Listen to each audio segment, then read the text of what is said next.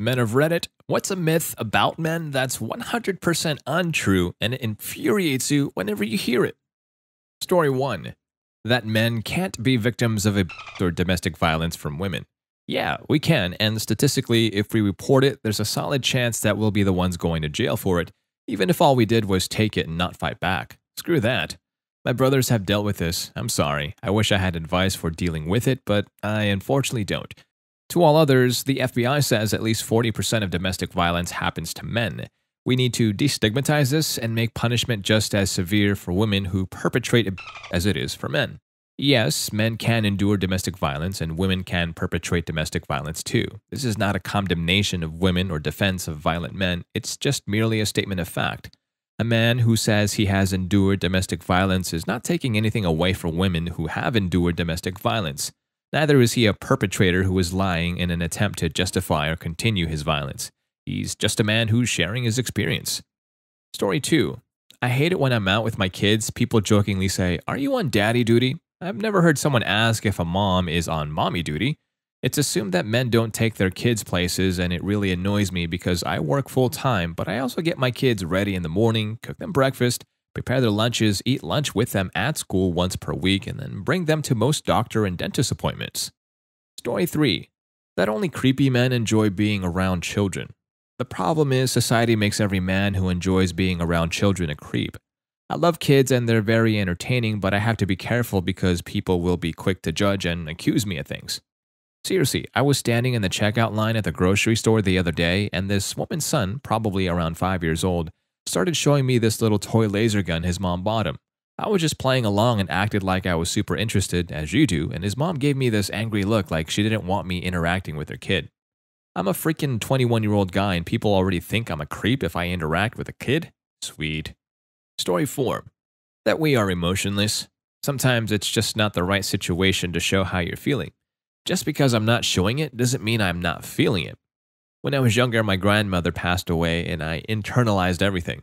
Everyone just assumed that I was indifferent about it, and when I was asked to say something at her funeral and I declined, people assumed I didn't care. The fact was that I didn't want to lose it on stage in front of an entire church. The day of the funeral, I bawled my eyes out not even 2 seconds in. Moral of the story, every guy has feelings.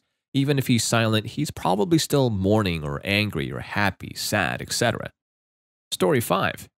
I wouldn't call it a myth, but when a guy is helpful around the house and just courteous in general, sometimes a woman will say, "Your wife/girlfriend has trained you well." No, we managed to become decent human beings without a woman's help. Screw you very much. Story 6. You know what? I did give a crap about my wedding day. I cannot believe the amount of people, mostly ladies, who just straight up assumed all you have to remember is where to be and to say "I do," right? Ha ha ha.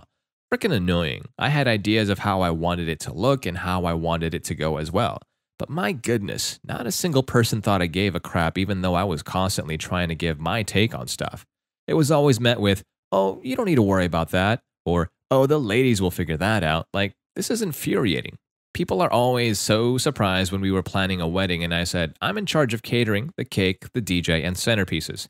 They were amazed that I cared about my wedding and I wanted to help plan it. Story 7. I freaking love Bath & Body Works. I love mojitos, margaritas, and other fruity cocktails. I will always buy pads or tampons when asked. I cry sometimes. I can point out and notice a good-looking guy, as a straight guy, and this is the one that gets me the most. Sometimes I feel like I can't compliment a new haircut or whatever. I also hate the "no homo" thing. A compliment isn't gay unless you make it gay.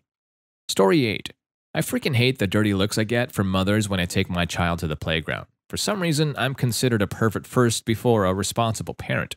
Yes, I'm staring at the play equipment covered in kids. No, I'm not getting my rocks off looking at said kids. I'm supervising my own son playing with a random group of kids.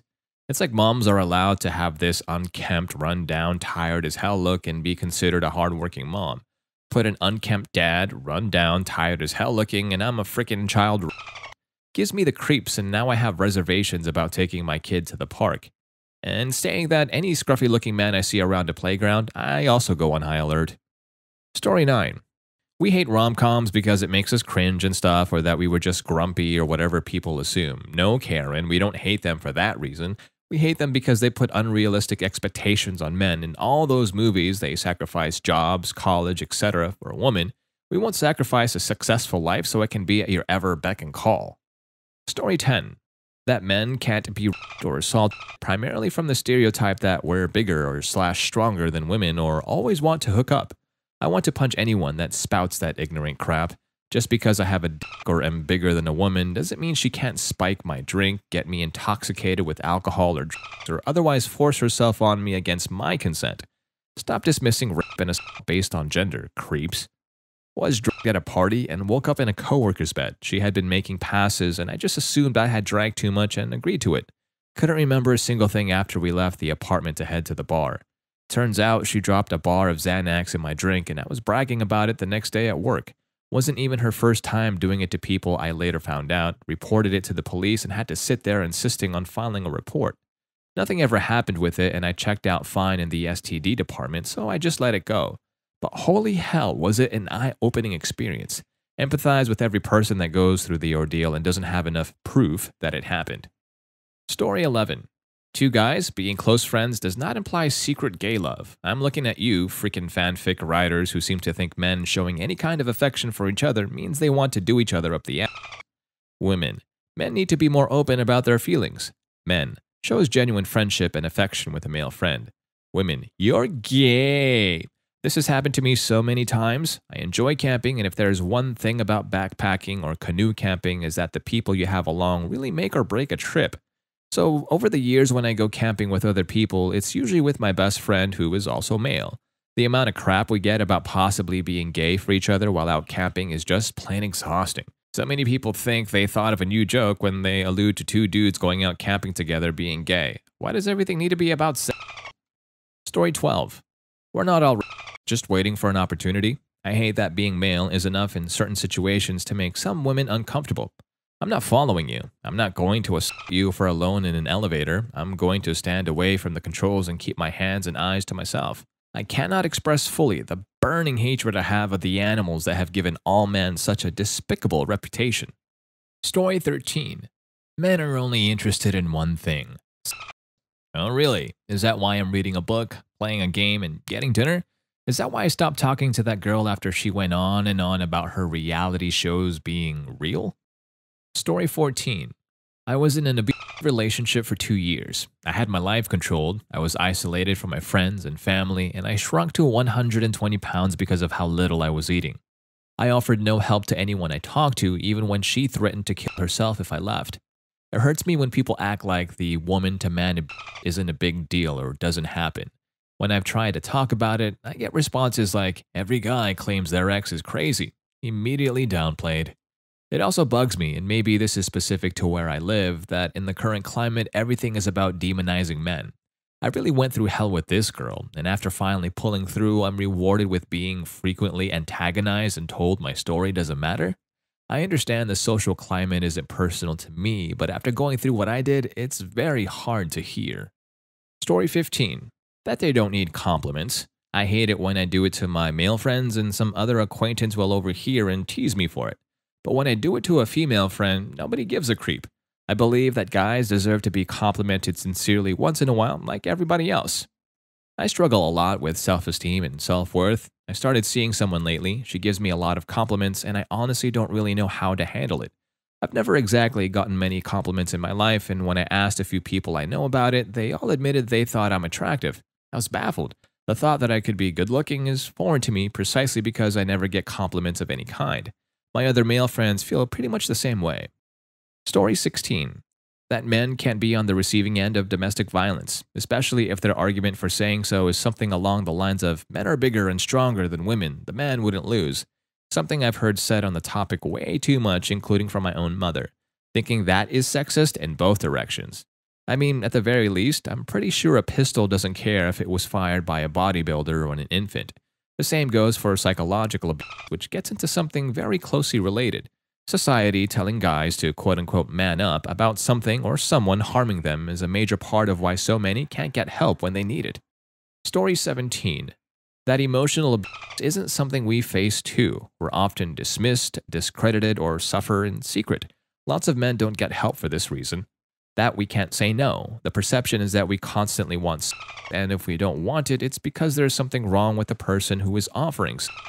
Let no mean no for us too. That any objection to a relationship is proof of fear of commitment. If I'm explaining something that someone already knows, it's immediately construed as mansplaining. Guess what? Sometimes I'm trying to share information to help you, and you know that information. I made a bad assumption. It isn't because you're a woman, and it isn't because I think you're stupid. I might just be being condescending regardless of your gender. I might just be over-explaining. Ask, I'll tell you. That it's okay for any woman to feel completely confident of telling me how I should be and what my partner wants in a relationship. Every woman is different and should be treated as an individual. Your tastes and values are different from every other person's, and as much as you know about women, you have never been a heterosexual male. Don't tell me how to be a man. I don't tell you how to be a woman. That every man shares common traits. I'm lumped in with every other person with a dick, and assumptions are made about me, my perceptions, and my behavior because I have a p. That boy growing up today doesn't experience shame at being a man. They're innocent people who have done nothing. They didn't ask for a dick. If your message is that everyone with a dick is evil, they internalize that. Story 18. That men are worse parents and less nurturing than women. It infuriates me how difficult it is for a good father to get full custody of his children in a divorce. My roommate is going through this right now. He's been in a custody battle for his daughter for almost a year. When his daughter was only 4 months old, his ex-wife, who was literally the worst person I have ever met out of every single human I have ever encountered personally, broke his daughter's left arm, spiral fracture on the upper arm.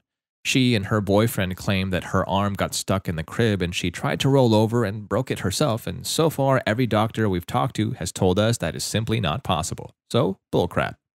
A year later, he's still fighting this custody battle mainly because the caseworker who was assigned the case is extremely sexist against men and uses any and every chance to insinuate that my roommate is anything from a tweaked out meth head to a pedophile. Mainly because he loves his tattoos and has ink up and down his arms and chest. He is honestly the best father I've ever seen. My father walked out on me when I was 4, and I hope someday I can be even half the dad he is. We used to go out and hit the bars right after work, do stupid stuff, aka young guy things. The very day he was granted temporary custody of his daughter, he stopped drinking, smoking, and sleeping around. He sold his PS3 and flat screen so he could buy her a nice crib and decorate her room. A little while ago, he skipped on a Vegas trip with me and some friends because he needed to take her to a Yo Gabba Gabba concert thing because, good God, that little girl frickin' loves Yo Gabba Gabba.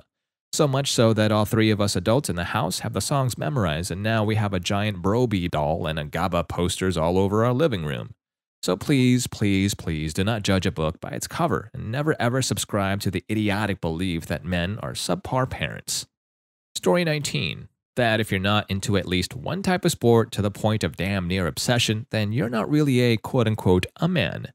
Okay, I like American football. Every Sunday that my favorite team plays is like a mini holiday to me. I buy decent beer, I make a nice meal to eat during the game, and I try to wear a t-shirt with my favorite team's logo on it. But the next day, if you asked me about a specific play, there's a 50-50 chance that I won't remember it unless it was something really incredible. And I have no clue about any players or staff on any other team in the league unless they're a superstar.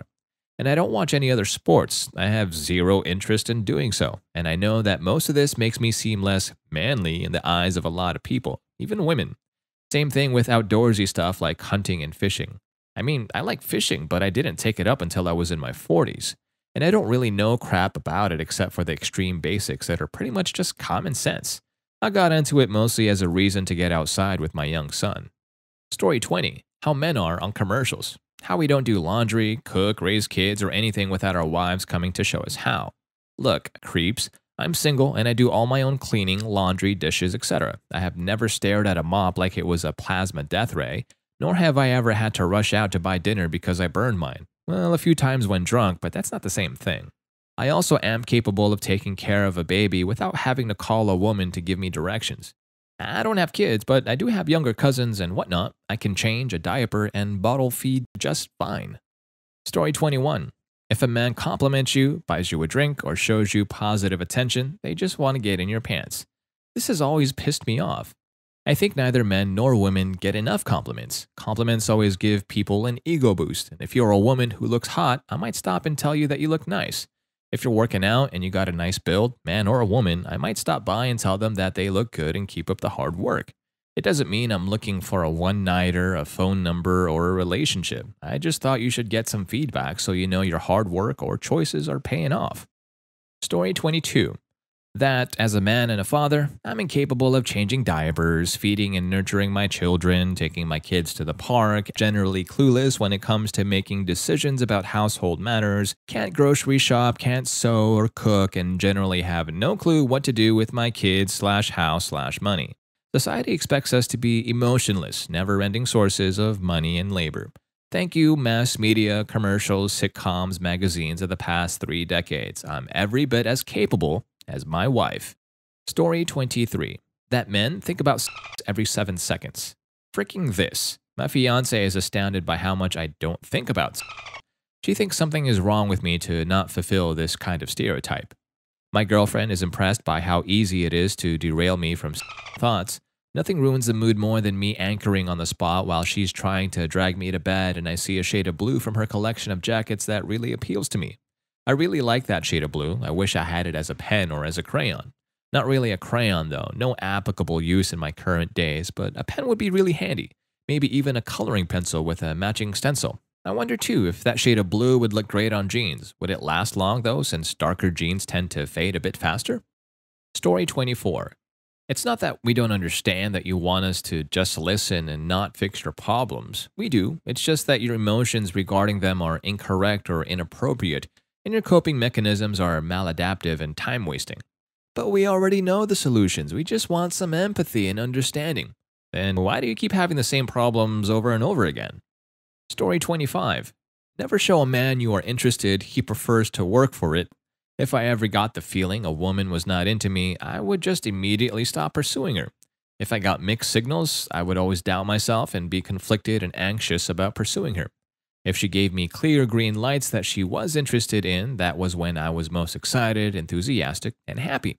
I'm an adult. I don't want to play head games. I just want an adult relationship. Yes, I agree that you don't want a woman who is too easy to get. There is fun in the chase, but she needs to give some actual indication that she's interested and wants you to pursue her, that she is interested in a relationship too. She can't give you the cold shoulder or blow you off and reasonably expect you to keep going after her. Story 26. That only men can abuse women in relationships, and if you find yourself in a situation where you are being abused, it's your own damn fault for not being manly enough. Not all men are naturally dominant, and the non-dominant ones can be put through hell because they feel like there is no support in most communities for a man being abused by a wife or a girlfriend. Dominance does not protect you from abuse. Break down their victim's sense of self-worth and make them feel as if they deserve it. Physical abuse usually doesn't happen in a vacuum. It's typically preceded by emotional abuse, which serves to make the victim more likely to accept it. Story 27. I can't really remember a lot of my first experiences with stereotypes and myths, but I think one of the first ones is that guys are always interested in sex, no matter what their age. When I was younger, I remember interactions with older women. They were always flirtatious and very touchy. It was incredibly confusing for me at a young age, and I wasn't sure if I was supposed to enjoy what was happening.